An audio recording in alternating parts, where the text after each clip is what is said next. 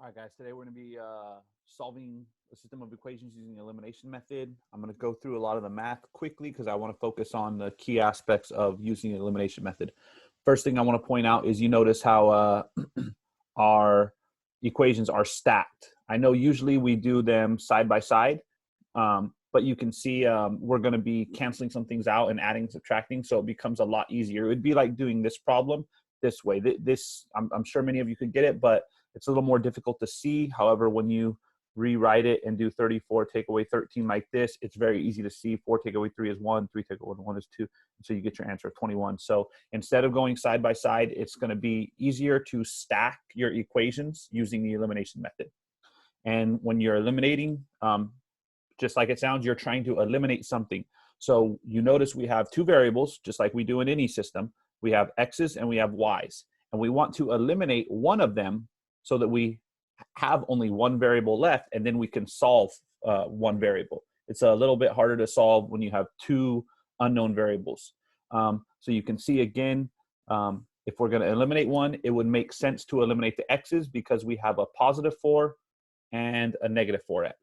So I'm going to go ahead and eliminate those. That gives me 0x, and I'm going to add these. So now I have a 8y plus a 2y is going to be 10y, and that's going to equal 20 plus a negative 30, which is going to give me negative 10. Now I need to solve for y, so now we're back into just solving a regular equation. 10y equals negative 10, so we're going to divide by 10, and solving the equation. These are going to cancel out, and I'm going to get y equals 10 divided by 10 is 1, and a negative divided by a positive is negative. So y equals negative 1. Now, we are not done. Again, we need to figure out what the x is because it's a system of equations. That means the solution, if it's one solution, it's going to have a coordinate point, so we need to have 2 points. So the y is negative 1. Figuring out the other one is very easy. I'm going to use this original equation so that I could use either one, but this one has a negative. Just to stay away from the negative numbers, I'm going to go ahead and choose the top one because all those numbers are positive. And I'm going to substitute what I know. So instead of 8y, I know y is equal to negative 1. So when I substitute that, I'm still only going to have one unknown. So I'm just going to rewrite the equation for x plus 8. And again, instead of y, I now know y equals negative 1. So I'm going to substitute that, and nothing else changes. Okay? So I have 4x. There's not much I can do with that. But I can use order of operations to simplify this. So 4x plus 8 times negative 1 is a negative 8. And that equals 20 because nothing changed there. Now I can combine my like terms. This is a constant and this is a constant. Because this is negative 8, I'm going to do the inverse because it's going across the equation. So I'm going to add 8 to both sides. Again, negative 8 and positive 8 are going to cancel out. And on the left side, I'm still going to have my 4x.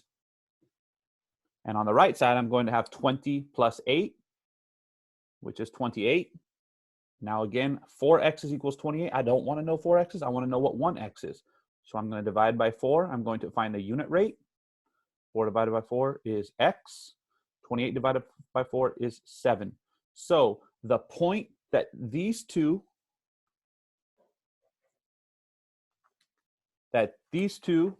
equations intersect is where x is 7 and y is negative 1. So that would be your point of intersection for these two equations.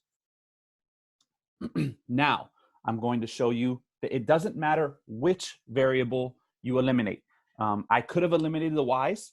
It's going to come with a little more math. So all I'm going to do is change my paper and rewrite the same equation. So I'm going to start with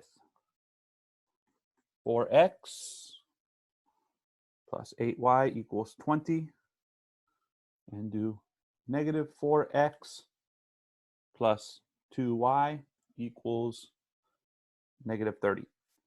Again, they're stacked because it just becomes easier to work with, in my opinion.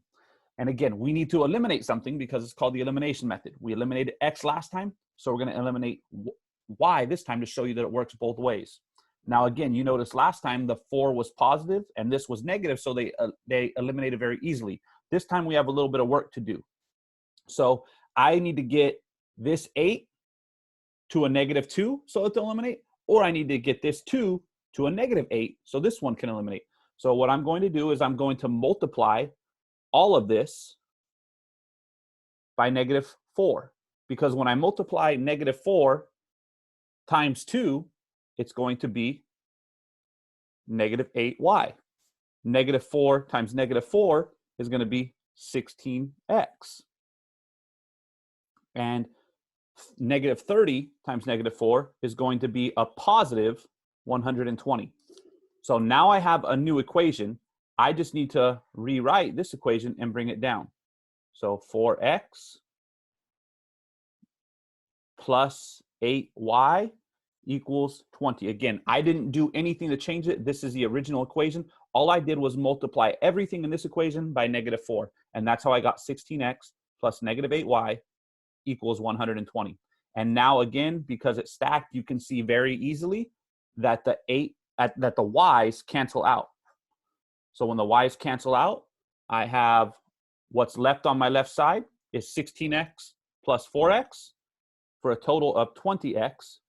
And it's going to equal 120 plus 20, which is 140. Okay. So now, again, back to simple solving equations, single step equations. I'm going to divide by 20. Did that on that side, so I'm going to do it over here. 20 divided by 20 is 1. I still have my x, and it's going to equal 140 divided by 20, which is 7, which again is what we had on the original, the first way we eliminate. But again, we're not done. This is just my x value for the solution. I need to substitute it to figure out my y. So again, you can choose, you can substitute this 7 back in for x in either equation. But given that this one is a -4, I'm going to use the +4 because there's no negatives, and it just makes it a little bit easier. So again, I'm going to rewrite the equation over here to the side, try to keep it all on one frame for you. So 4, instead of x, I know x is 7. So instead of x, I'm going to write a 7 now. And then nothing else changes. Plus 8y equals 20.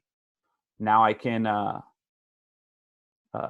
simplify my expression using order of operations. So 4 times 7, distributive property, is 28 plus 8y equals 20.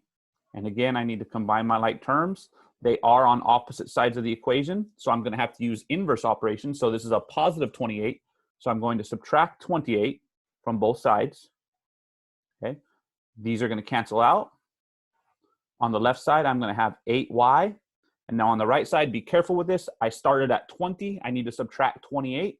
So that means if I start at 20 and go left to 0, that's 20, but I need to go 8 more. So I'm going to end up at -8.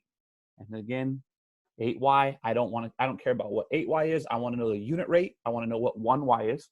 So I'm going to divide by 8, divide by 8. These cancel out, and I get y equals 8 divided by 8 is 1, and a negative divided by positive is negative. So again, that's the y value to my solution.